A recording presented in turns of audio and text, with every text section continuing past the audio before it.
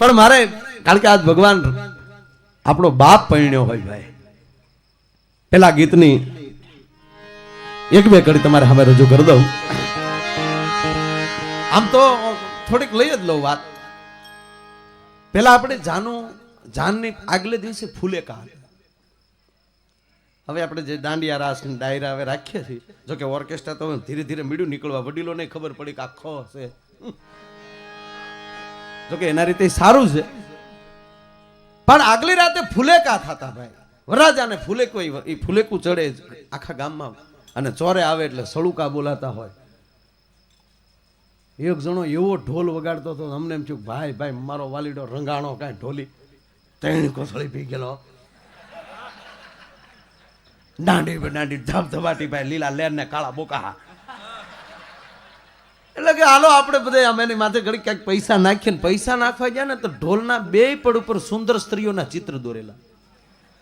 એટલે મારથી રહેવાનું નહીં, મારો સ્વભાવ મારે પૂછાઈ ગયું. મેં કીધું હે ભાઈ આ એક બાજુ કોણ રવિના ટંડનબેન છે, કરીનાબેન કપૂર છે, આપણે બેન જ કહેવાય. ન્યાલી માગાત કઈ આવવા નથી, ખોટું હું બળી રાખું.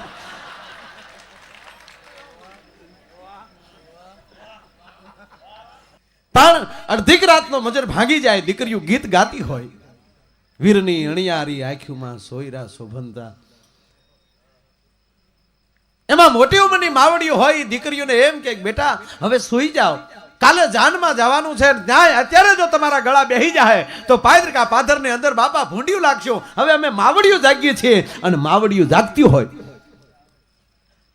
અને પરોઢિયું થાય, ફૂલેકું ઘરે આવે.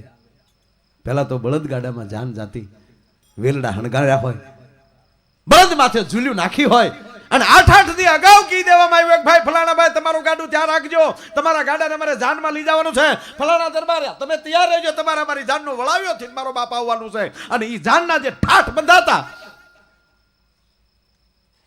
4 દી સુધી એમ કહેવાય કપાસિયા ખવડાવીને બળદને તૈયાર કરે, અને બળદને તેથી નવી નાથું નવી રાહ્યું નાખે, અને જેને એમ કહેવાય જાનનો બળદ ગાડાને એમ કહેવાય કે ગાડા ખેડૂ થવાનું હોય ને, એને પ્લેનના પાયલોટ કરતા મોજ હોય, તેથી જાનમાં જવાનું થાય. સોનો ગોઠણે ફાટી ગયો પાછતા ચડાવી આવે. આ પોરા હતા ભાઈ, પૈસો નહોતો પણ પોરો હતો ભાઈ. કોકનો દીકરો પડતો હોય, ખીચામાં રૂપિયો ન હોય, મેં જોયેલું છે, માથેલી પાઘડીયું ના ઘા કરી દે, ઢોલીને વગાડ મારો ભાઈબંધ પણ. આજ રૂપિયો આવ્યો ને માણસમાં પ્રેમ વયો ગયો, ઉભા ઉભા મોગા મળતા સચના શાળા બધા. એટલે તું ન કરી એક તારા બાપ બીજા કરે ડિસ્કો કરતા તને વાંધો શું છે?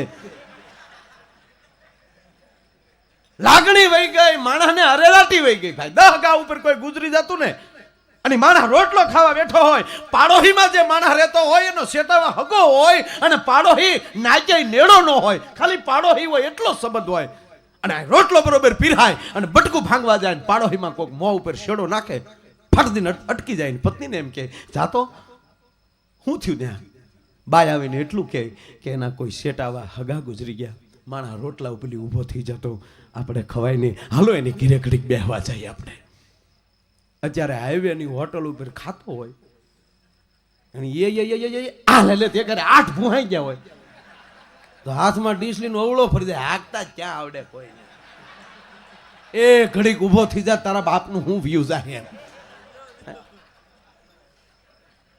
પોરો હતો એ ગાડા ખેડૂ પોતાના બળદ તૈયાર કરીને એમ કહેવાય કે ગાડા તૈયાર કર્યા હોય, અને હવારના પરમાં જાનવું ઘલવાની ટાણી હોય, ગાડા આવી ગયા હોય, અને જાનડીયું તૈયાર થવાની હજી તૈયારી કરતી હોય.